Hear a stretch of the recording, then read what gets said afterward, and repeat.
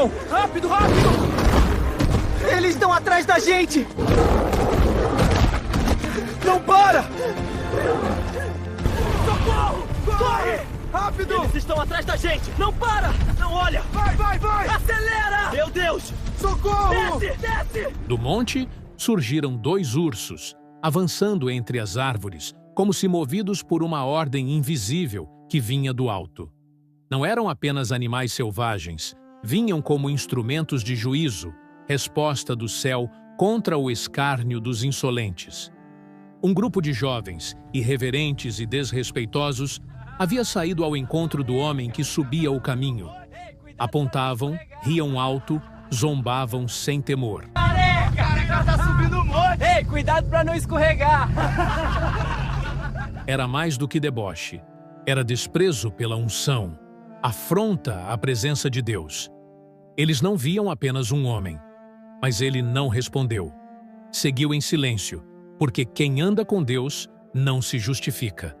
E antes que pudessem zombar outra vez, os ursos desceram sobre eles com violência.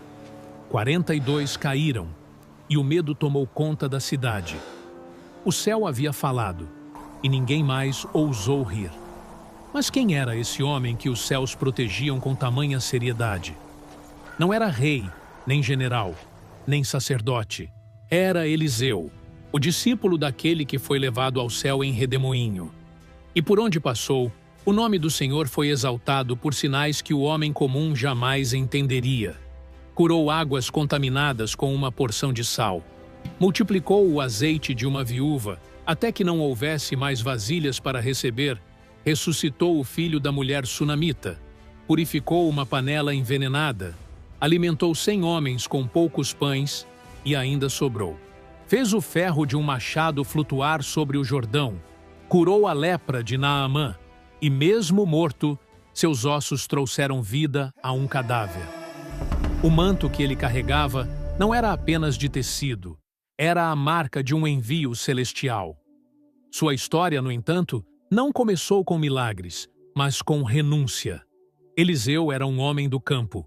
Estava arando a terra com 12 juntas de bois, quando Elias, o profeta, apareceu em silêncio.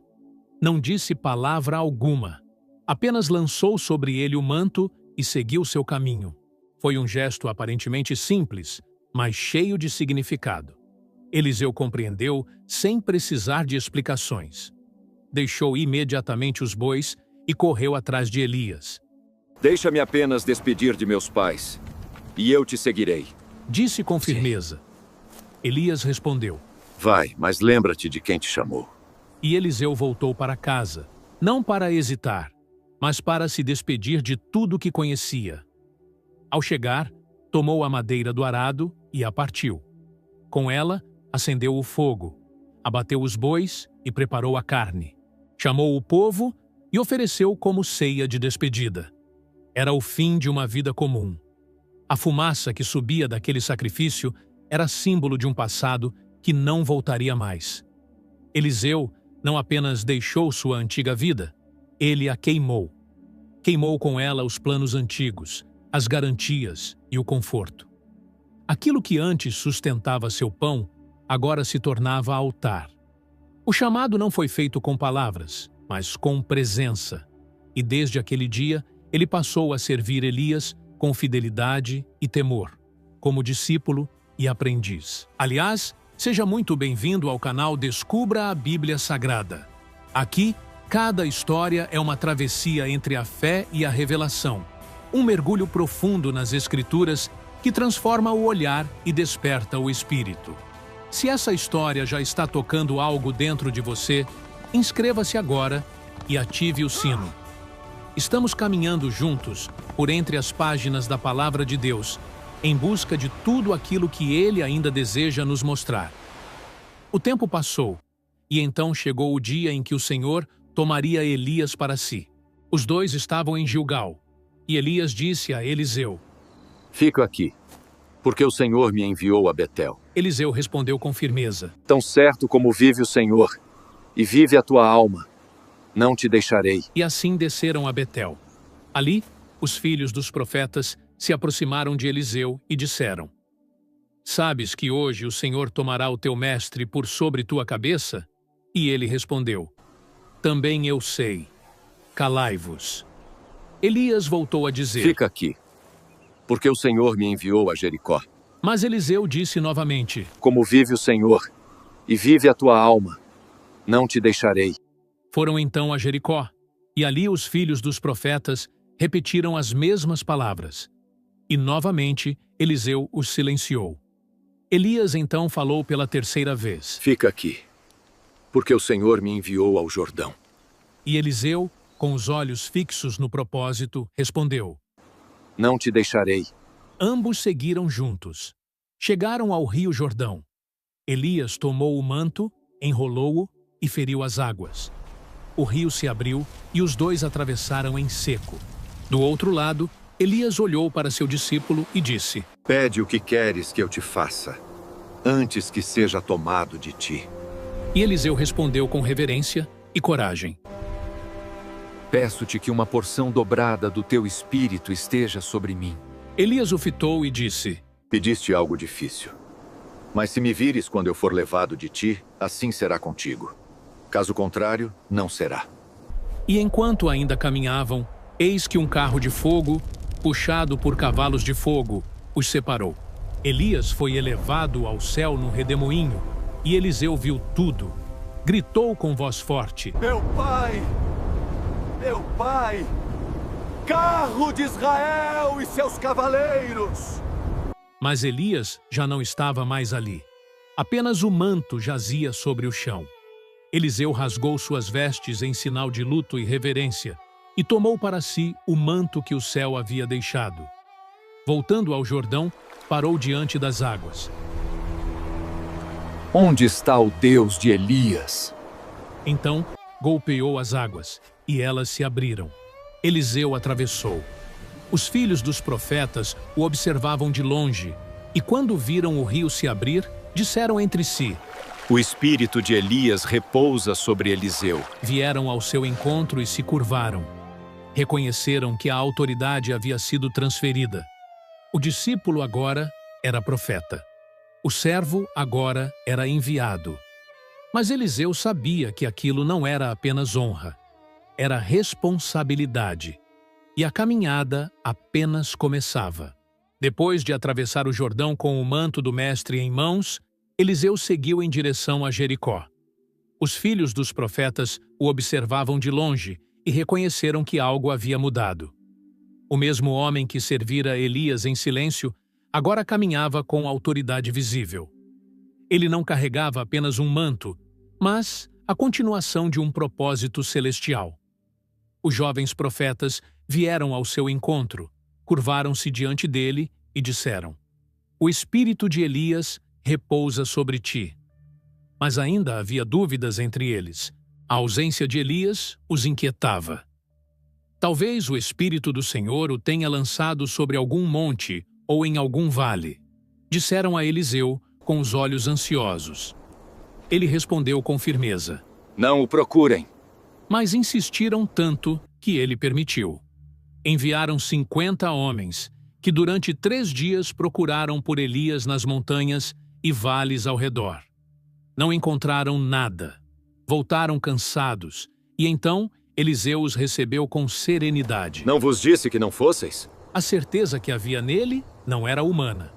Era a convicção de quem havia presenciado o céu se mover diante de seus olhos.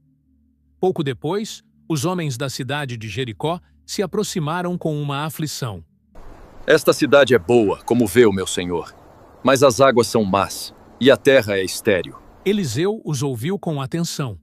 Aquilo não era apenas um problema natural. Era algo que impedia a vida de florescer. Pediu uma tigela nova, com sal. Pegou-a em mãos e foi até a nascente da água.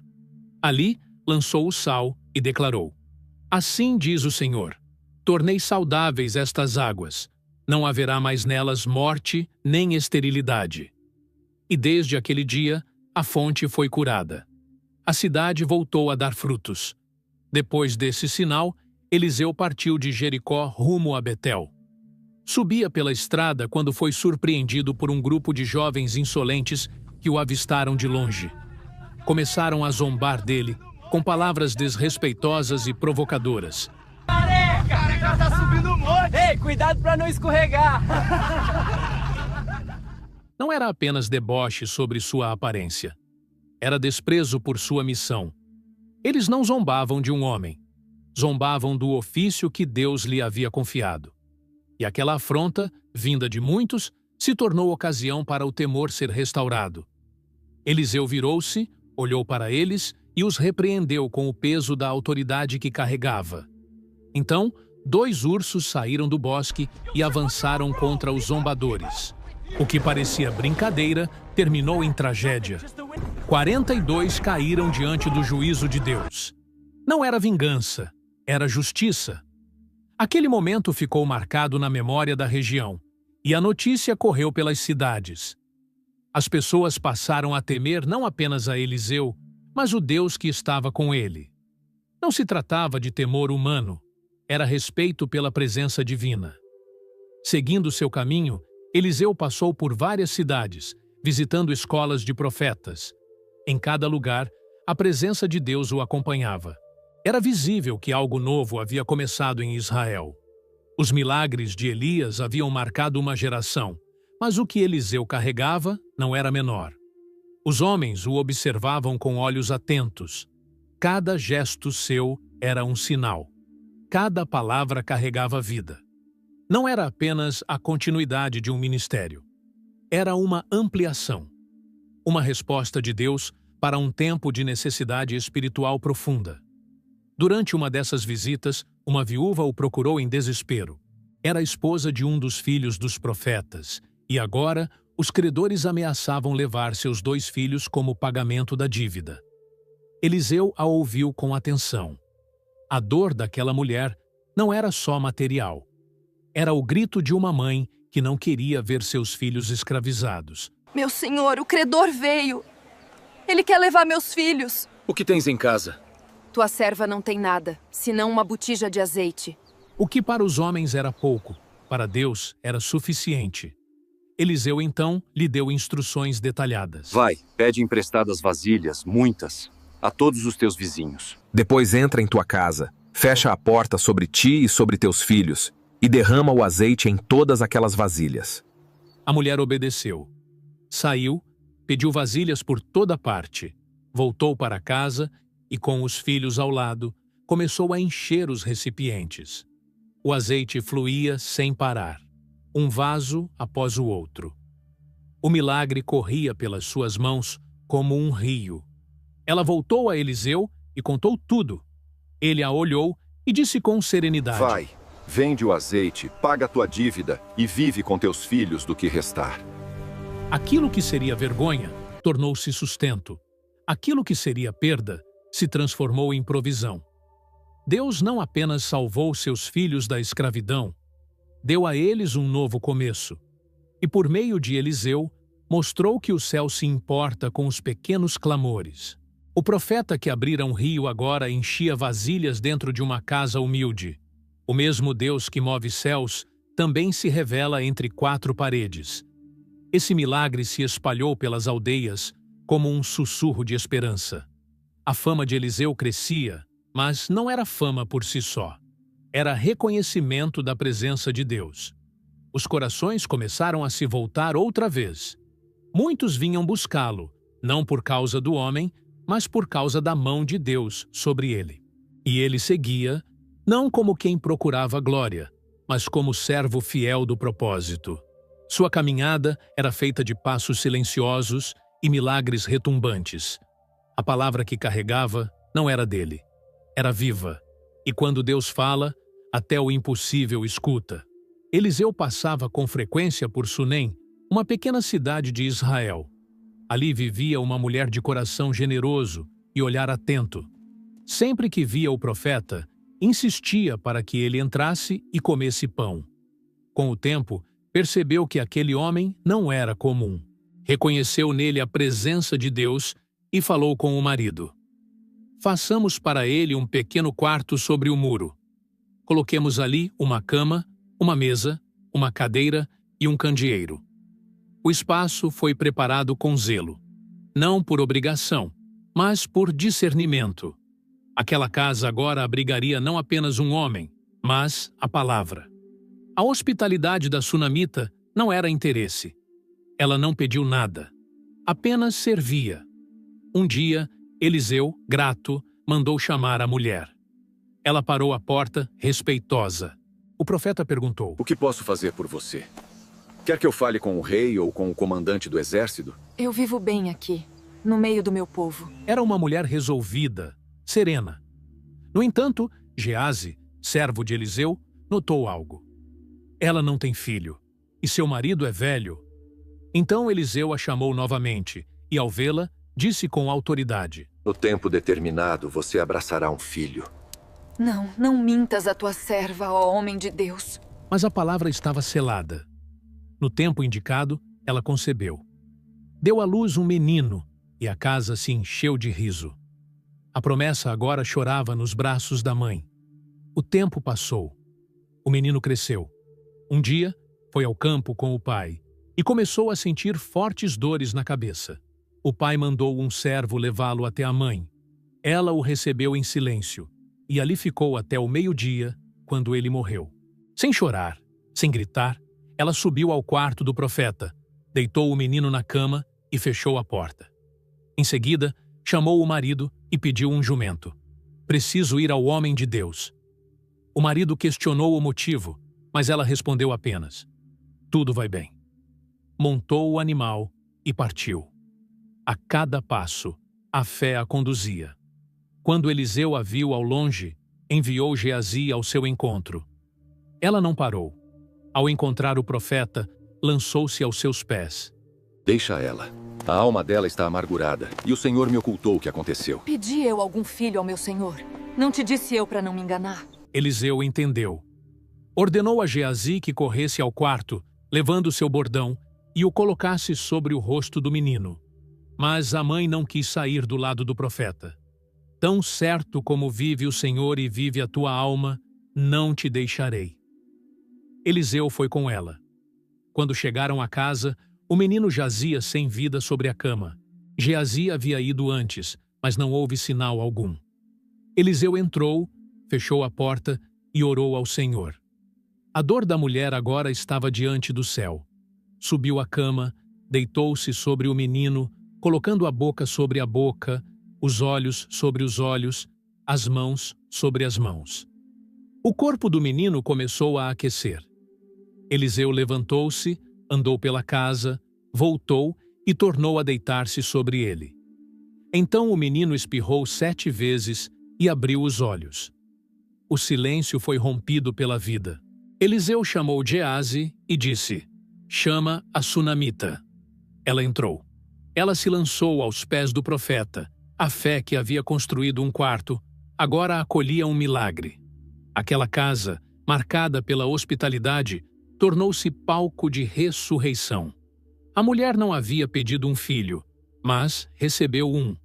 Quando o perdeu, não cedeu ao desespero, mas correu à fonte certa. Eliseu não apenas restaurou a vida do menino, foi instrumento para que a fé daquela mulher se tornasse testemunho. A notícia correu pela região, e muitos passaram a ver em Eliseu não apenas o sucessor de Elias, mas um profeta diante de quem até a morte recua. A presença de Deus era visível, não por palavras, mas por obras que ninguém podia negar. Eliseu seguiu sua missão, e as escolas de profetas o recebiam com honra. Homens que buscavam a palavra se reuniam para aprender, viver e crescer sob a instrução divina. Em certa ocasião, havia fome na terra. Os discípulos prepararam um guisado com o que encontraram no campo. Um deles colheu ervas silvestres e, sem saber, colocou no alimento uma planta venenosa. Quando serviram a comida, os homens gritaram: Homem de Deus, a morte na panela! Eliseu não se alarmou. Pediu farinha, lançou-a na panela e ordenou que servisse novamente. O veneno havia sumido. Pouco depois, chegou um homem de Baal Salisa, trazendo a Eliseu pães de cevada e espigas verdes. Eram primícias. O profeta ordenou que fosse dado à multidão. O servo hesitou. Como porei isto diante de 100 homens? Assim diz o Senhor: comerão e ainda sobrará. E assim foi. Serviram, todos comeram e ainda sobrou. Não era sobre quantidade, mas sobre obediência à voz de Deus. Os sinais que seguiam Eliseu ensinavam mais do que qualquer discurso. Deus não havia se calado. Ainda multiplicava, ainda curava, ainda devolvia a vida. Os milagres não aconteciam para mostrar poder, mas para revelar cuidado. Eliseu não buscava impressionar. Apenas respondia ao que Deus ordenava. Desde o dia em que largou o arado e seguiu o profeta, sua vida se tornou um instrumento entre o céu e a terra.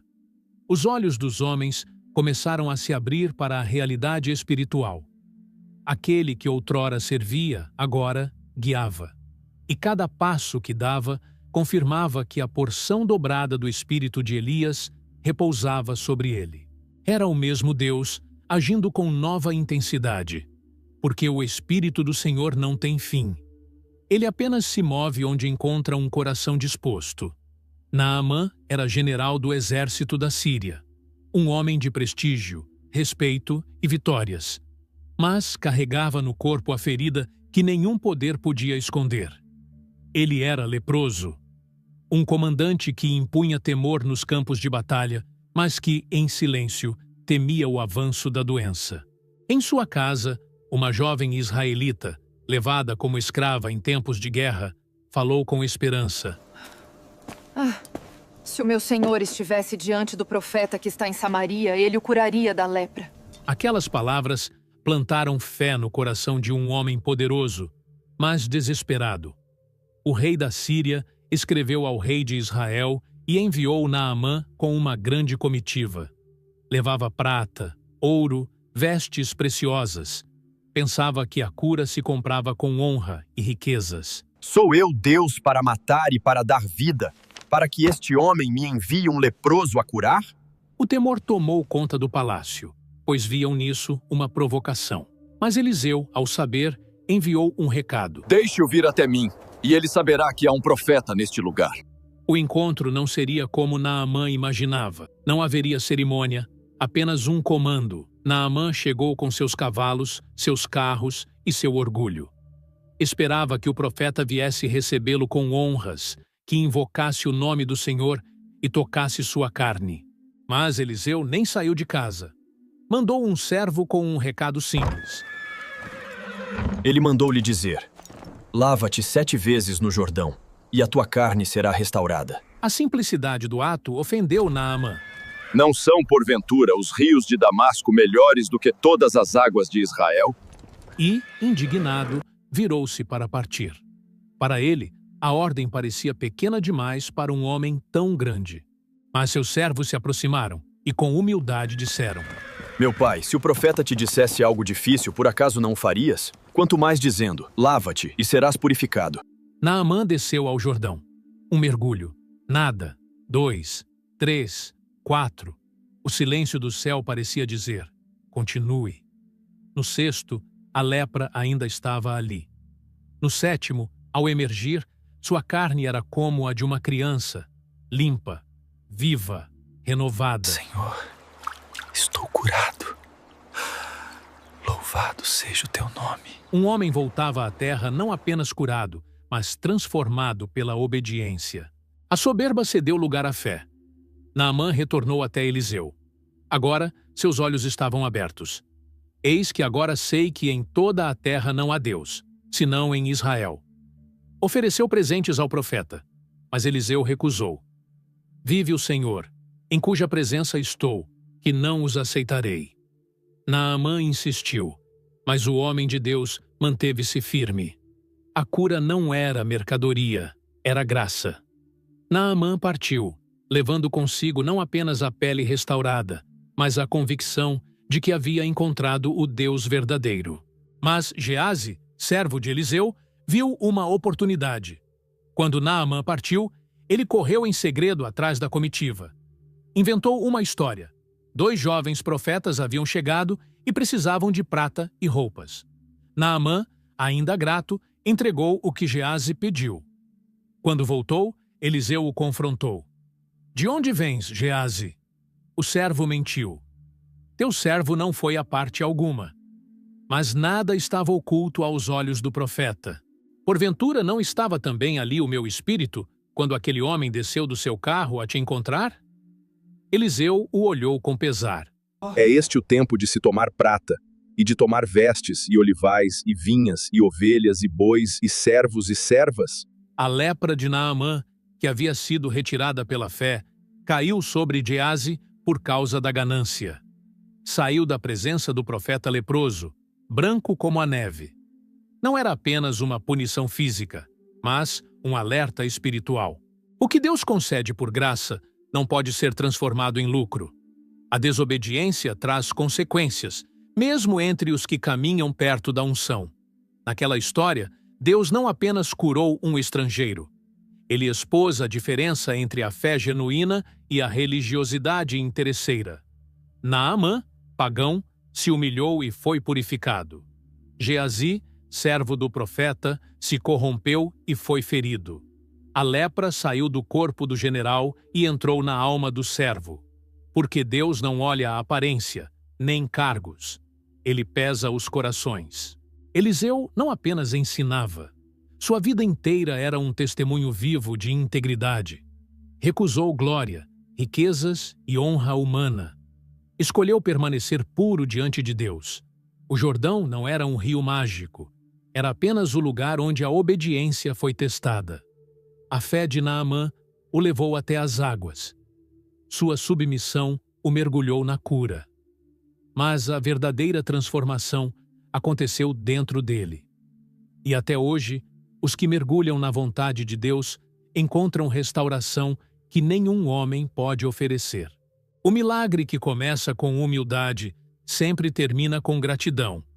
E os olhos que aprendem a ver Deus em coisas simples descobrem que a cura mais profunda não está na pele, mas no coração. Os dias passavam, e o nome de Eliseu se tornava cada vez mais conhecido entre os povos de Israel. Seu ministério não se limitava aos milagres grandiosos, mas se estendia aos detalhes da vida cotidiana. Ali, onde a maioria não enxergava o mover de Deus, ele era presença constante entre os discípulos das escolas dos profetas, ensinando, orientando e cuidando dos que estavam sendo formados para o serviço divino. A convivência com Eliseu não era apenas aprendizado teórico, era testemunho vivo do agir do Altíssimo. Foi num desses dias que os discípulos lhe disseram: O lugar em que habitamos contigo é estreito demais. Permite-nos ir até o Jordão, e de lá cada um tomará uma viga, para que façamos um lugar maior, onde possamos morar. Eliseu, com a serenidade que lhe era peculiar, respondeu: Ide. Um deles insistiu: Vai com teus servos. E ele disse: Eu irei. O profeta não era alguém que apenas mandava. Ele caminhava junto, partilhava o esforço, estava presente. Chegando ao Jordão, começaram a cortar madeira. E enquanto um deles derrubava uma árvore, o ferro do machado caiu nas águas profundas do rio. O jovem gritou desesperado: Meu senhor, era emprestado. O desespero não era apenas pelo objeto perdido, mas pelo compromisso quebrado, pela vergonha e pela impotência. Eliseu se aproximou com calma. Onde caiu? O rapaz apontou. Então o profeta cortou um pedaço de madeira, lançou-o ali e o ferro flutuou. Levanta-o, disse. E o jovem, ainda incrédulo, estendeu a mão e o tomou. O que era impossível tornou-se simples. O ferro que desafiava as leis naturais se curvou ao poder de Deus. Ali, diante de todos, o Senhor mostrava que não existe nada pequeno demais para ser restaurado. Nenhum detalhe é insignificante quando se trata do cuidado divino. Aquele machado não seria lembrado pelos homens, mas foi honrado pelo céu. Logo em seguida, uma nova ameaça se levantou. O rei da Síria, em campanha contra Israel, traçava planos secretos de emboscada. Mas todos eram frustrados. O rei, desconfiado, acusou seus servos de traição. Um deles respondeu: Não, ó rei. É Eliseu, o profeta que está em Israel, quem revela ao rei de Israel até as palavras que falas em teu quarto. Diante disso, ordenou que localizassem Eliseu. Quando souberam que estava em Dotã, mandou um grande exército para cercá-lo durante a noite. Pela manhã, o servo de Eliseu saiu e viu a cidade cercada. Apavorado, correu para o profeta. Ai, meu senhor, que faremos? Não temas, porque mais são os que estão conosco do que os que estão com eles. Depois orou: Senhor, abre os olhos do moço para que veja. E Deus abriu seus olhos espirituais, e ele viu. O monte estava cheio de cavalos e carros de fogo ao redor de Eliseu. A proteção celestial era real, ainda que invisível aos olhos naturais. Enquanto os soldados inimigos desciam, Eliseu orou de novo. Senhor, peço-te, fere-te a esta gente com cegueira. E eles foram feridos. Então, Eliseu saiu e lhes disse: Este não é o caminho. Segui-me, e vos levarei ao homem que buscais. E conduziu aquele exército até Samaria, onde estavam os exércitos de Israel. Quando chegaram, Eliseu orou. Senhor, abre-lhes os olhos. E viram que estavam no coração da cidade inimiga. O rei de Israel quis aproveitar a situação. Meu pai, feri-los-emos? Não os ferirás. Põe-lhes pão e água, para que comam e bezam, e voltem ao seu senhor. Um banquete foi preparado. Comeram, beberam e foram enviados em paz. Por um tempo, os ataques cessaram. O milagre não foi apenas militar, foi espiritual. Uma guerra foi vencida pela compaixão e não pela espada. Aqueles homens vieram como inimigos, saíram como testemunhas. Deus mostrou que sua força não se revela apenas em juízo, mas também em misericórdia. Eliseu não era só profeta de fogo e prodígios. Era também profeta de paz e mesa posta. Até os estrangeiros voltaram com o nome do Deus de Israel gravado em seus corações. E o monte permaneceu ali, cercado de fogo invisível, lembrando a todos que o céu luta por aqueles que confiam. As portas de Samaria estavam trancadas com medo, mas não era um inimigo que rondava agora. O tempo havia passado, e o profeta Eliseu já não era o mesmo homem vigoroso de antes. Seus cabelos estavam brancos como a neve do Hermon, e seus passos tornaram-se mais lentos. Mesmo assim, a cidade inteira silenciava quando ele falava. A autoridade não estava mais em seu físico, mas na unção visível que ainda repousava sobre seus ombros. Os anciãos o visitavam, os reis pediam conselhos, e até seus silêncios carregavam peso espiritual. O rei Joás, aflito com o futuro da nação, veio até ele. Ao vê-lo acamado, com os olhos opacos, mas ainda intensos, caiu em prantos. Pai meu, carro de Israel e seus cavaleiros. Foi como se o passado voltasse ali, com as mesmas palavras que Eliseu dissera a Elias, ao vê-lo ser levado. Agora, quem estava prestes a partir era ele, e o rei sabia. Perder Eliseu era perder um alicerce. Era perder aquele que, mesmo em silêncio, sustentava a guerra, a paz, a provisão e a justiça no meio do povo. Eliseu ergueu a voz com dificuldade. Toma um arco e algumas flechas. Joás obedeceu. Abre a janela para o oriente.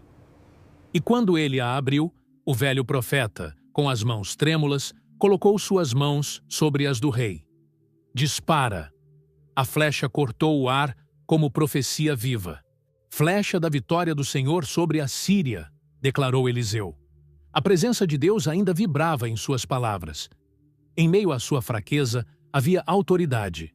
Sua vida não se apagava com doença, mas ardia até o fim. Agora toma as flechas e fere a terra. Joás golpeou 1, 2, 3 vezes e parou. Os olhos de Eliseu se encheram de pesar. Deverias ter golpeado 5 ou 6 vezes, então derrotarias a Síria até o fim. Agora a vencerás apenas 3 vezes. Não era castigo, era diagnóstico. A medida da bênção é, muitas vezes, a medida da entrega. Joás teve nas mãos o destino da guerra, mas sua fé limitada o impediu de ver o tamanho da promessa. Pouco tempo depois, Eliseu morreu. A notícia percorreu Israel como um vento forte. O povo chorava nas ruas, os reis se calaram, os discípulos jejuaram. Enterraram-no com honra, mas a sensação era de que haviam perdido mais que um homem. Haviam perdido a janela por onde o céu soprava. Contudo, Deus não havia terminado.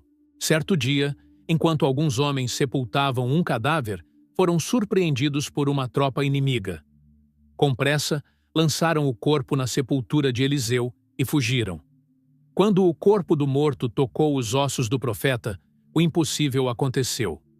O homem reviveu e se pôs de pé.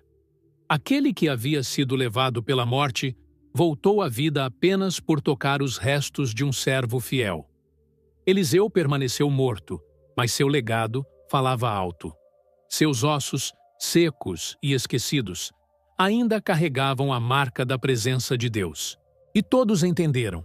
Quem vive mergulhado na presença continua gerando vida mesmo depois de partir. A vida de Eliseu é mais que um registro de feitos. É um chamado. Ele começou arando a terra e terminou rompendo os limites da morte.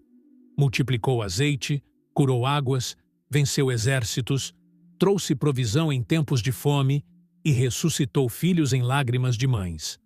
Mas o que mais impressiona não são os milagres em si, é a constância, a fidelidade, a entrega total. Ele nunca pediu glória, nunca buscou reconhecimento.